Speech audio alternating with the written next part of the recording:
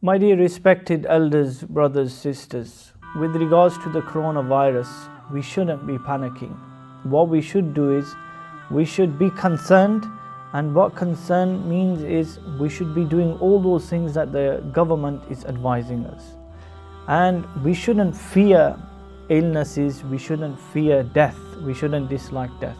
What we should fear is the disobedience of Allah subhanahu wa ta'ala. The scholars are saying that today we have all this fear for this coronavirus, but the sins that we are committing, the sins that lead towards hellfire, the hellfire, we are not panicking with regards to those sins. So it's very important for us to understand this, that one who has faith and he is being obedient towards Allah subhanahu wa ta'ala, he doesn't have to panic. Someone who doesn't have iman, or someone who has iman but there's no obedience towards Allah subhanahu wa ta'ala, he or she should be really worried and should be panicking. And remember, the scholars say that the treatment to all the problems that we are facing, this is the treatment: iman, to have faith in Allah and to be obedient towards Allah subhanahu wa ta'ala. We need to think that because of this coronavirus, if we do pass away, then with what face are we going to meet Allah subhanahu wa ta'ala? What face are we going to show Allah subhanahu wa ta'ala?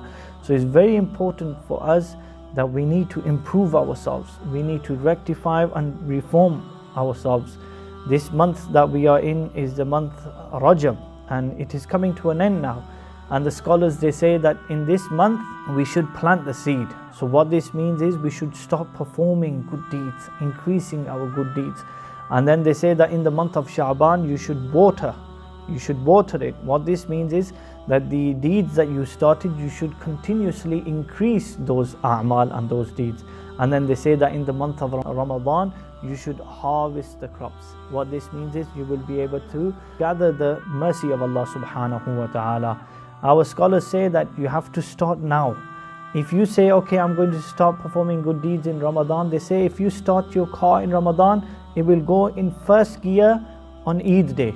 And if you start your car, you start performing good deeds in Rajab, then by Ramadan you will be in the fifth gear.